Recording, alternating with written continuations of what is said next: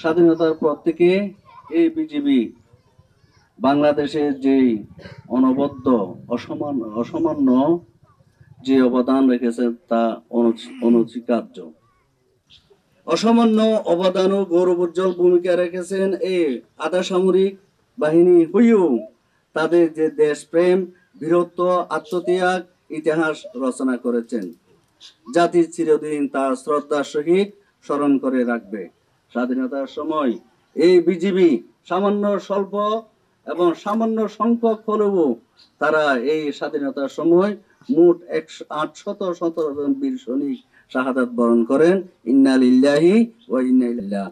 কত কষ্ট করি আজকে ফুটবল মাঠের মধ্যে আমরা ভবিষ্যৎ জীবন মধ্যে আজকে আমরা যেন বসবাস করি, সুস্থভাবে থাকতে পারি।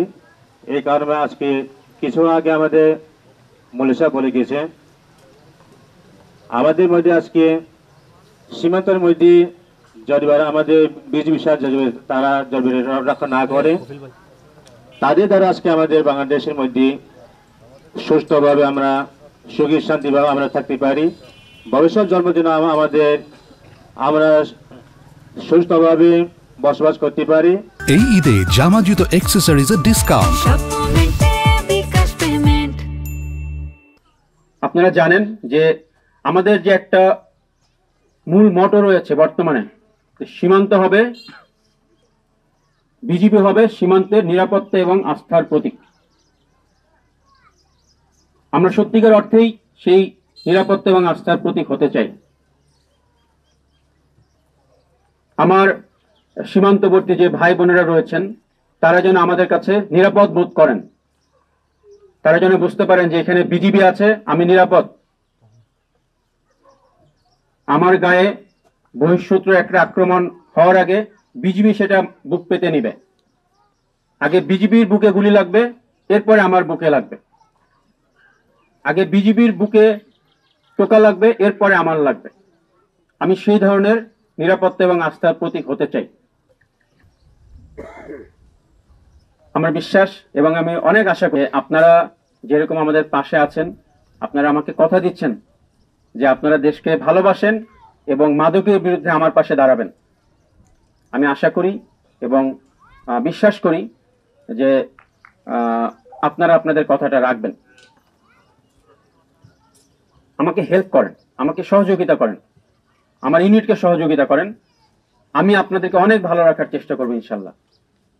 বিজিবি হিসাবে, বর্ডার গার্ড হিসাবে যতটুকু করা যায় সীমান্তবর্তী এলাকায় আমরা ততটুকু করব।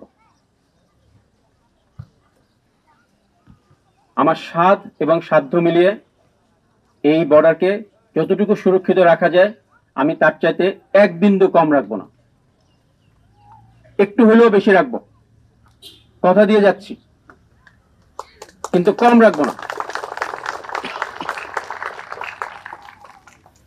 এখানে অনেক মুরব্বীরা আছেন, আমার বাবার বয়সী, আমার বাবার চাইতেও বেশি বয়স। ওনারা আসছেন, আমার কথা শুনছেন। আমি কিন্তু খুবই সম্মানিত বোধ করছি যে এরকম আমার বাবার চাইতেও বেশি বয়সী লোকজন আমার সামনে বসে আছেন, আমি তাদেরকে দুটো কথা বলতে পারছি। আমার দিকে ওনারা তাকিয়ে আছেন, আমার কথা শুনছেন। এটা আমার জন্য খুব গর্বের বিষয়। আমি যতদিন আছি এই গর্বটা নিয়ে চলতে চাই। আপনারা আমাদেরকে অবশ্যই সহযোগিতা করবেন। আমরা আপনাদের ছোট ছোট বিষয়ে আনন্দে কষ্টে পাশে থাকবো ইনশাল্লাহ। আমরা সামনে অনেকে দেখতে পাচ্ছেন খুব ছোট্ট কিছু উপহার আছে, এটা খুবই ক্ষুদ্র উপহার। এটা নিয়ে আপনারা মনে করেন না যে এই ছোট ছোট উপহার দিচ্ছি, বাট আমাদের ভালোবাসা কিন্তু অনেক বেশি। এটা আমাদের অনেক ভালোবাসার খুব ক্ষুদ্র বহিঃপ্রকাশ। এইটুকু নিয়ে যদি আমাদের সন্তানেরা, আমাদের বাচ্চারা একটু আনন্দ পায়, ওটা আমাদের আনন্দ। যদি একটু উপকৃত হয় সেটা আমাদের আনন্দ, সেটা আমাদের বড় পাওয়া। আপনারা এগুলো ভালোবেসে গ্রহণ করবেন এবং এই ধরনের কার্যক্রম আমরা ইনশাল্লাহ করতে থাকবো। কিছুদিন পর পরই আমার যতটুকু দায়িত্বপূর্ণ এরিয়া আছে, আমার যে সামর্থ্যটুকু আছে, আমরা ইনশাল্লাহ করতে থাকবো যতটুকু পারি। আপনাদের কাছে আমি অনেক দোয়া চাই আমার ইউনিটের জন্য, আমার ব্যাটালিয়নের জন্য, যেন আমার ব্যাটালিয়ন ভালো কাজের সাথে সম্পৃক্ত থাকতে পারে। যদি আমাদের কোনো ভুল হয়ে থাকে, যদি কেউ ভুল করে থাকে, দিবেন যে আপনাদের হয়তো এদিকে একটু ভুল হতে পারে বা আপনার এদিকটা একটু নজর দেন, আমি আপনার পরামর্শ গ্রহণ করব। আমি যেরকম সাংবাদিক ভাইদেরকে অনুরোধ করলাম আমাদের ভালো এবং খারাপ দুটো জিনিসই আমাদের সাথে থাকার জন্য, খারাপ কিছু হলে ওনারা ধরিয়ে দিবে, ভালো কিছু হলে ওনারা বলবেন। আপনাদেরকেও আমি একই সাথে অনুরোধ করতে চাই যে যদি দেখেন আমরা কোনো ভুল করছি বা আমাদের কোনো সমস্যা হচ্ছে, আপনারা বলবেন। আমরা আপনার উপদেশকে 100 ভাগ গ্রহণ করব এবং সে অনুযায়ী আমরা সংশোধন করার চেষ্টা করব। আমার লোকজন অনেক পরিশ্রম করে, রাত দিন ডিউটি করে, রাতে ঘুমাতে পারে না। আপনারা যেন ভালো থাকেন সেই কারণে তাদের জন্য দোয়া করবেন।